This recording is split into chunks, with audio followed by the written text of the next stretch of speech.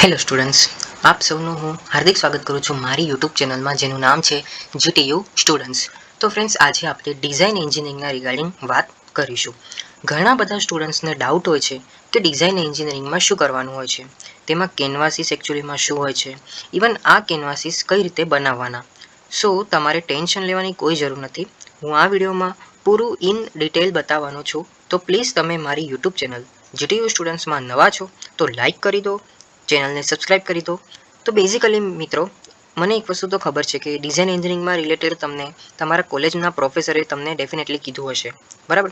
અને જો તમને તો પણ ના ખબર પડી હોય, કાં તો પછી ઇન ડેપ્થ તમારે જાણવું છે, ઓકે, તો ડોન્ટ વરી, હું આ જ વિડીયોમાં તમને પૂરું ગાઈડ કરવાની ટ્રાય કરીશ.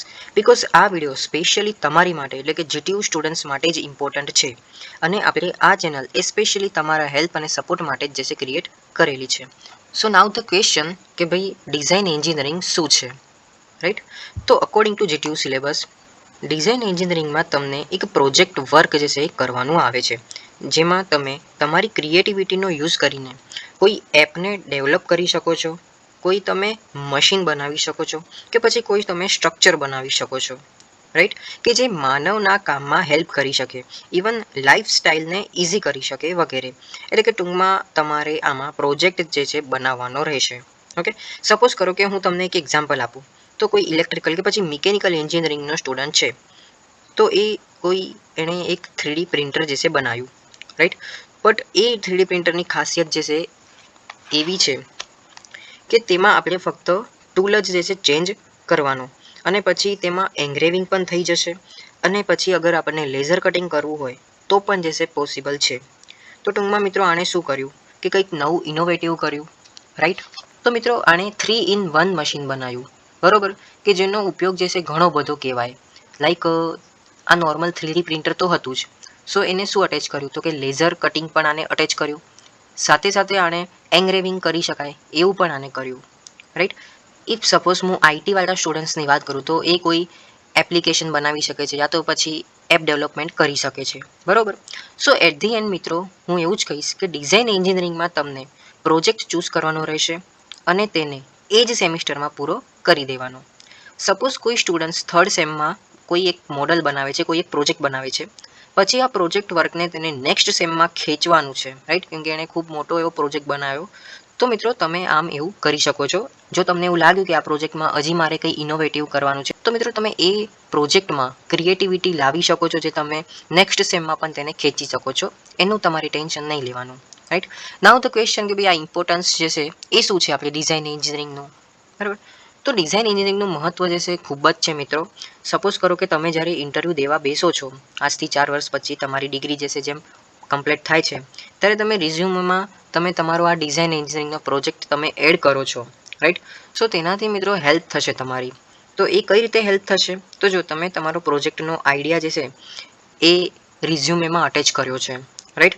તો ઇન્ટરવ્યૂ વખતે જે તમારા રિક્રુટર્સ છે, જો સપોઝ કરો કે તેમને તમારો આઈડિયા જે છે ગમી ગયો, તો એ લાર્જ સ્કેલ ઉપર લઈ જવાની વાત કરશે તમારી જોડે, રાઈટ. સો એનાથી શું થયું, તમને બહુ મોટો ફાયદો થયો, તમારી માટે એક સ્ટાર્ટઅપની ઓપોર્ચ્યુનિટી બની, રાઈટ. સો મિત્રો, આમ તમે સ્ટાર્ટઅપ પણ કરી શકો છો. ઇવન તમારો આ પ્રોજેક્ટ જો ખરેખર ક્રિએટિવ હશે, તો તમે એસએસઆઈપી એટલે કે સ્ટુડન્ટ સ્ટાર્ટઅપ ઇનોવેશન પ્રોગ્રામમાં તમે પાર્ટિસિપેટ કરી શકો છો, જેમાં તમને ગવર્મેન્ટ જે છે ફંડિંગ આપશે, એના થ્રુ પણ તમે જે છે સ્ટાર્ટઅપ કરી શકો છો, રાઈટ. તો આમ મિત્રો, આ ડિઝાઇન એન્જિનિયરિંગનું ખરેખર બહુ જ મહત્ત્વ છે. તો મિત્રો, આ ડિઝાઇન એન્જિનિયરિંગમાં તમારી ક્રિએટિવિટી સામે આવે છે, તમે તમારા ફિલ્ડમાં કેવા છો, ટૂંકમાં એક્સપ્લોરેશન મળે છે. આ ડિઝાઇન એન્જિનિયરિંગમાં તમે જે કંઈ પ્રોજેક્ટ બનાવો છો, તો તમને આ પ્રોજેક્ટનો તમારે પ્રોપર ફોર્મેટમાં એક રિપોર્ટ પણ બનાવવાનો હોય છે, right. So now the question કે ભાઈ આ તો બધું ખબર પડી ગઈ, પણ કેનવાસીસ શું છે અને આ કેનવાસીસ કઈ રીતે બનાવવાના. તો સૌથી પહેલાં વાત કરી લઈએ કે આ કેનવાસીસ બેઝિકલી શું છે. તો કેનવાસમાં આપણે નોર્મલી એક ચાર્ટ પેપર લેવાનું હોય છે, અને તેમાં સ્ટીકી નોટ્સથી આપણે કેનવાસીસ બનાવવાના હોય છે. તો બેઝિકલી મિત્રો, કેનવાસીસ જે છે એ 5 ટાઈપના આવે છે. સૌથી પહેલાં આપણે વાત કરી લઈએ AEIOU કેનવાસ, કે જેમાં એનો મતલબ થાય છે એક્ટિવિટીઝ, ઈનો મતલબ થાય છે એન્વાયરમેન્ટ, આઈનો મતલબ થાય છે ઇન્ટરેક્શન, ઓનો મતલબ થાય છે ઓબ્જેક્ટ્સ, યુનો મતલબ થાય છે યુઝર્સ. ઓકે, તો આ પ્રકારનું કેનવાસ જે છે AEIOU કેનવાસ તરીકે ઓળખાય છે. અને મિત્રો જેમ મેં તમને કીધું કે તમારે સ્ટિકી નોટ્સથી બધું લખવાનું હોય છે. તો મિત્રો આ જે છે એ સ્ટિકી નોટ્સ છે, રાઈટ. જો તમારે આ પરચેસ બારથી ન કરવી હોય તો તમે શું કરી શકો છો, તો તમે A4 સાઇઝના જે કલરિંગ પેપર્સ આવે છે તો એના આવી રીતે તમે નાના નાના ટુકડા કરીને અટેચ કરી શકો છો, રાઈટ. બીજો કેનવાસ આવે છે મિત્રો એમ્પથી કેનવાસ, રાઈટ, જે તમે અહીંયા સ્ક્રીન ઉપર જોઈ શકો છો. ત્રીજો કેનવાસ આવે છે આઈડિએશન કેનવાસ, જે અગેન તમે મારી સ્ક્રીન ઉપર જોઈ શકો છો. પછી ચોથા નંબર ઉપર આવે છે પ્રોડક્ટ ડેવલપમેન્ટ કેનવાસ, કે જેને આપણે પીડીસી કેનવાસ પણ કહીએ છીએ. તો મિત્રો આ પીડીસી કેનવાસ તમે તમારી સ્ક્રીન ઉપર જોઈ રહ્યા છો. પછી આવે છે મિત્રો LNM કેનવાસ, કે જેને આપણે લર્નિંગ નીડ મેટ્રિક્સ કેનવાસ તરીકે કહેવામાં આવે છે, જે તમે તમારી સ્ક્રીન ઉપર જોઈ રહ્યા છો. અને પછી મિત્રો લાસ્ટમાં આવે છે માઇન્ડ મેપિંગ કેનવાસ, જે તમે તમારી સ્ક્રીન ઉપર જોઈ રહ્યા છો. તો મિત્રો આ કેનવાસીસ કઈ રીતે બનાવવાના એ બધાની તમારે ટેન્શન લેવાની કંઈ જરૂર નથી. કારણ કે મિત્રો મેં એક વિડીયોમાં how to make design engineering report, design engineering PPT, canvases, આ બધું મેં એક્સપ્લેન કર્યું છે. ઇવન તમે જોઈ શકો છો તો 27 મિનિટનો આ વિડીયો છે. અને આ વિડીયોની મેઇન ખાસિયત મિત્રો એ છે કે આ પ્રોજેક્ટ રિપોર્ટ, આ પીપીટી જે છે એ મારા પોતાના છે, રાઈટ. તો આ જે છે તમને ડેફિનેટલી બહુ જ હેલ્પ કરશે. તો તમે આ વિડીયો ડેફિનેટલી જુઓ. આની લિંક જે છે હું ડિસ્ક્રિપ્શન બોક્સમાં મૂકી દઉં છું નીચે, રાઈટ. જો મિત્રો તમે પ્રોજેક્ટ બનાવી લીધો, બસ થઈ ગયું એવું નથી. કારણ કે લાસ્ટ સ્ટેપ તમારો એવો છે કે તમારે પ્રોજેક્ટ રિપોર્ટ ફાઇલ બનાવવાની આવે છે. કારણ કે આ જ સૌથી ઇમ્પોર્ટન્ટ હોય છે.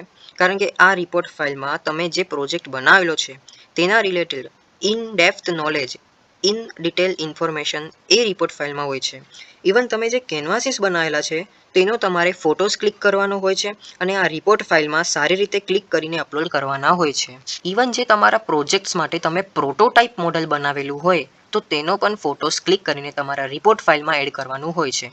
તો મિત્રો આમ તો તમારે કંઈ એવું બધું ટેન્શન લેવાની જરૂર નહીં હોતી આ ડિઝાઇન એન્જિનિયરિંગમાં. અને બીજી વાત, આ ડિઝાઇન એન્જિનિયરિંગના રિલેટેડ બધી જ ઇન્ફોર્મેશન મારી યુટ્યુબ ચેનલમાં મેં તમારી માટે સ્પેશિયલી વિડીયોઝ બનાવીને મૂક્યા છે. તો તમારે ટેન્શન લેવાની કંઈ જરૂર નથી, રાઈટ. ઇઝીલી મારી યુટ્યુબ ચેનલમાં તમને મળી જશે, ઠીક છે. અને મિત્રો જે સેમિસ્ટર 3 માટે જે રજિસ્ટ્રેશનની ડેટ જે છે એ ઓલરેડી આવી ગઈ છે. ઇવન સેમિસ્ટર 5 માટે પણ આવી ગઈ છે. તો તમે એ વિડીયો જોઈ લો, સો તમને એક બેઝિક આઈડિયા આવી જશે કે ભાઈ કઈ કઈ ડેટ્સમાં મારે ધ્યાન રાખવાની જરૂર છે. ઓકે, ઇવન સેમિસ્ટર 5 માટે પણ આવી ગઈ છે. તો એનો પણ મેં વિડીયો બનાવેલો છે. સેમિસ્ટર 3 માટે અલગ છે, સેમિસ્ટર 5 માટે અલગ છે. તો બંનેની લિંક ડિસ્ક્રિપ્શન બોક્સમાં છે. Thank you so much for watching my video. Please do like, share and subscribe GTU students.